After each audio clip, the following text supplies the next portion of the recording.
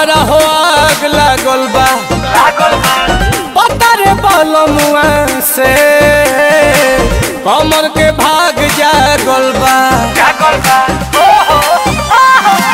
गजब जवनिया में हमारा हो आग लागल बा